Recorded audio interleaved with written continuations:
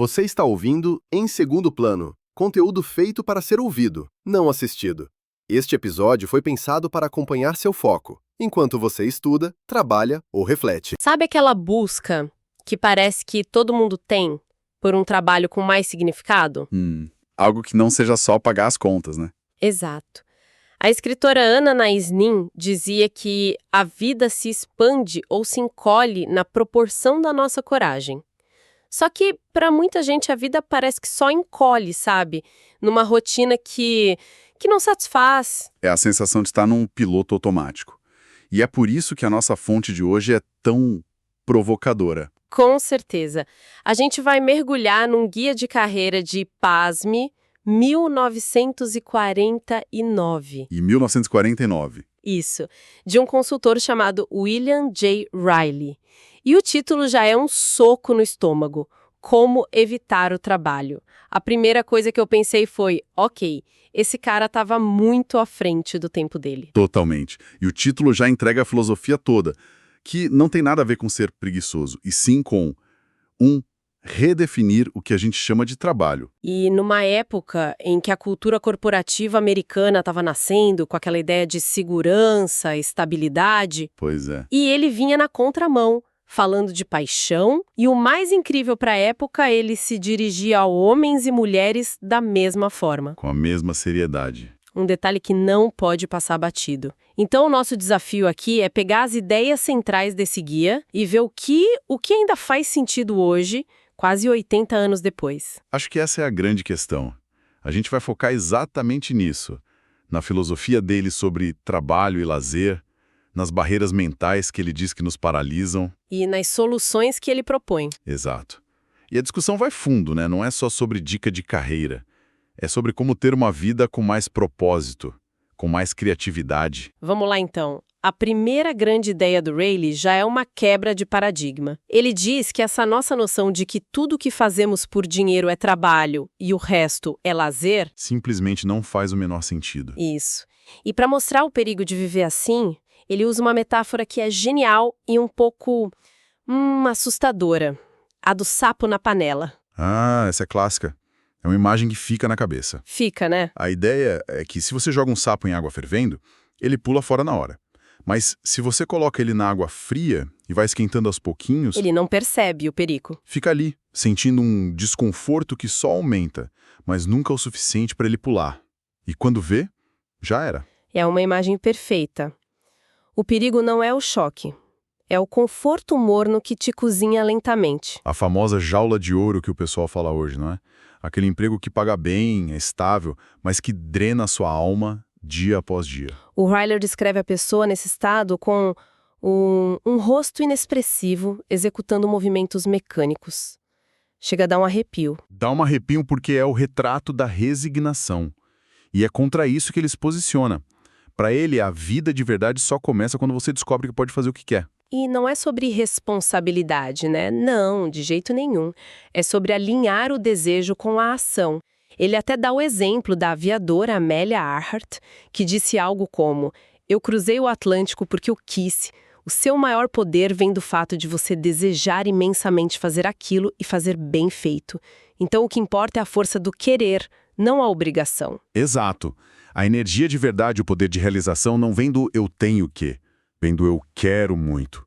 Seja para cruzar um oceano, ou como o próprio Riley diz para vender cachorro-quente na esquina, se o desejo é genuíno, a energia aparece. Essa ideia do querer fazer parece tão simples, mas a gente vive bombardeado pela cultura do deveria.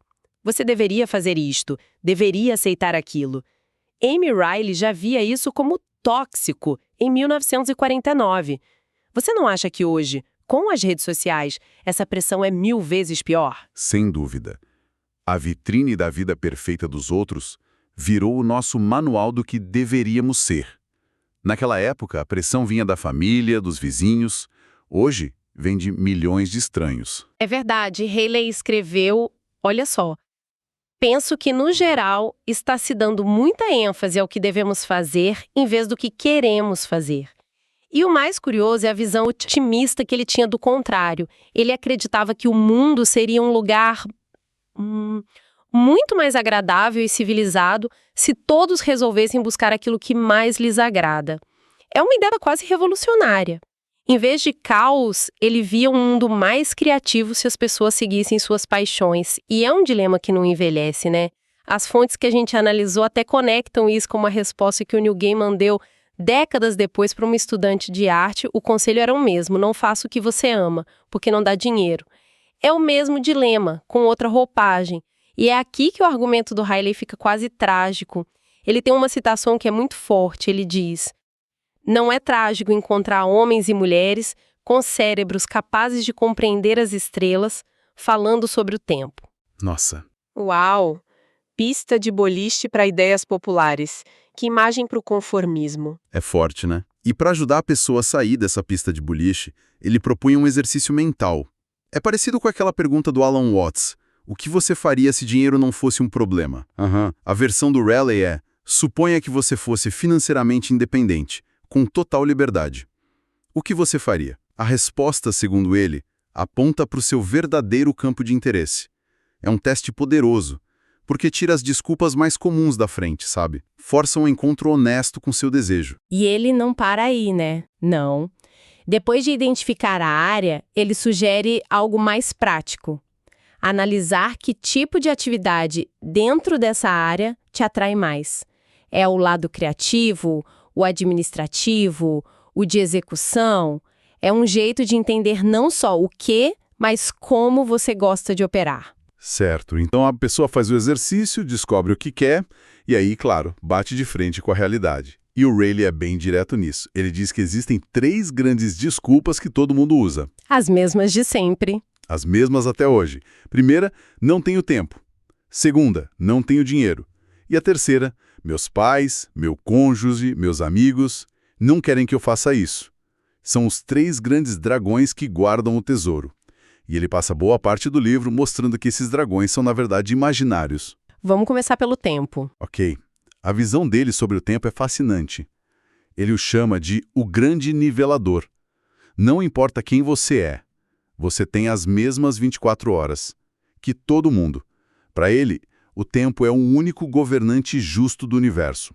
Então a questão nunca é a falta de tempo, mas o uso que se faz dele. Exatamente. E ele conta uma história ótima sobre o Thomas Edison. Um amigo ficou chocado que ele trabalhava 18 horas por dia. Nossa! E a resposta do Edison foi genial. Ele disse algo tipo: a diferença não é o tempo, é que você faz um monte de coisas e eu faço uma só. Se você pegasse todo o tempo que gasta em várias direções e aplicasse em uma única, teria sucesso. Peraí, que resposta fantástica! Não é sobre trabalhar mais, é sobre não se dispersar.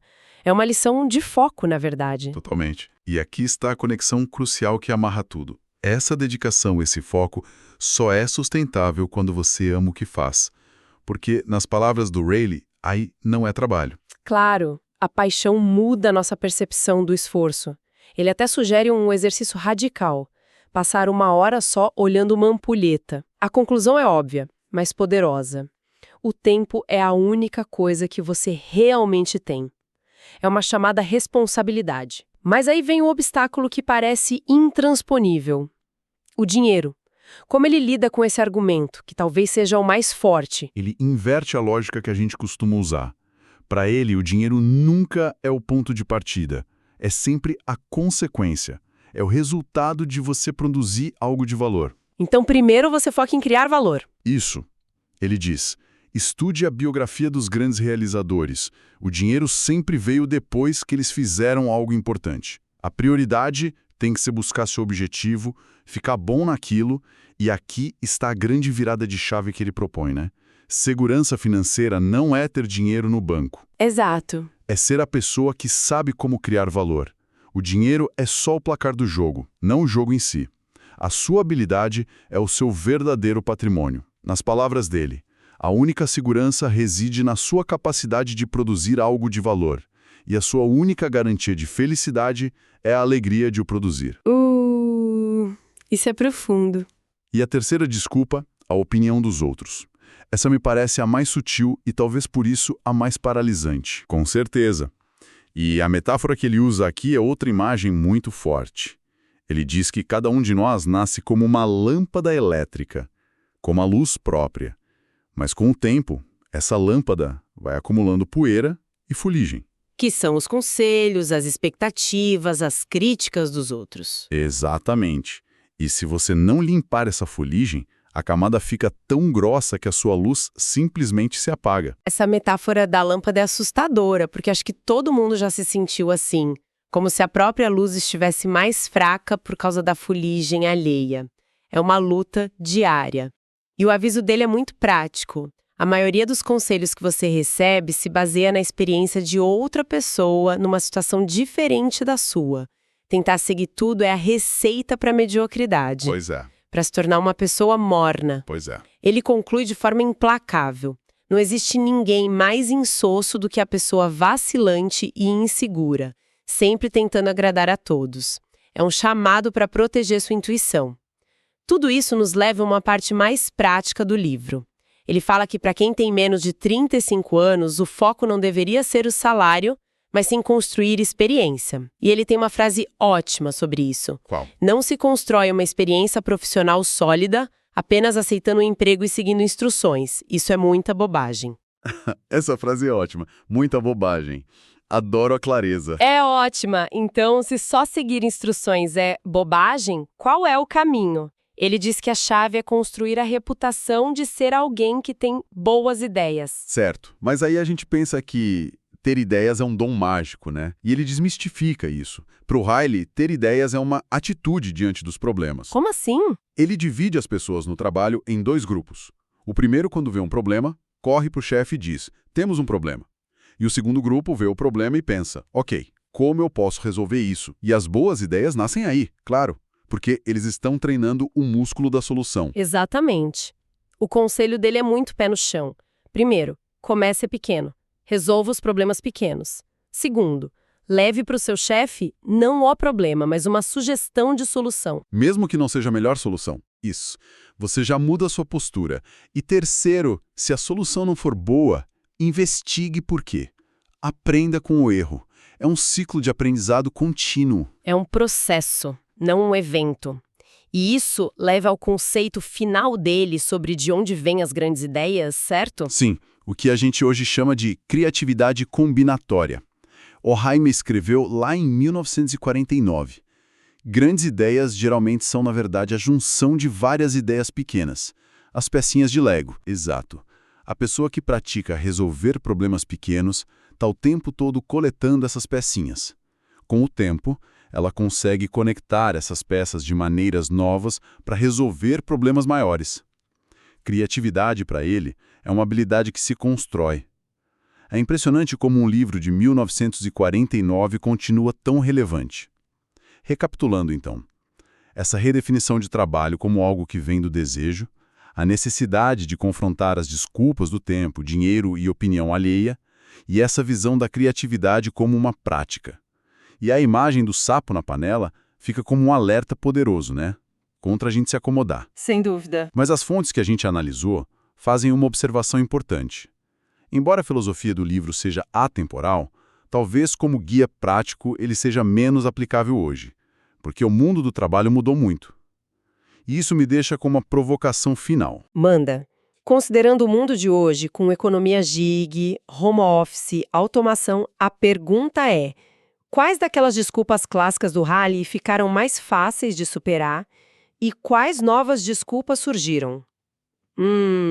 Boa pergunta. Por exemplo, a falta de tempo hoje, com a hiperconectividade, as notificações do tempo todo, é a mesma falta de tempo de 1949? Ou ficou mais difícil ter foco? Com certeza ficou mais difícil.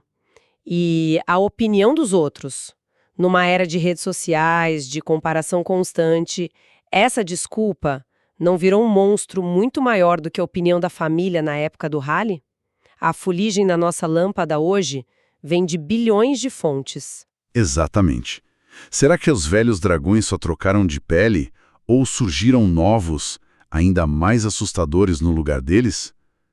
É algo para a gente pensar. Se este conteúdo conseguiu te acrescentar algo, ele cumpriu seu papel. Obrigado por ouvir. Até o próximo episódio.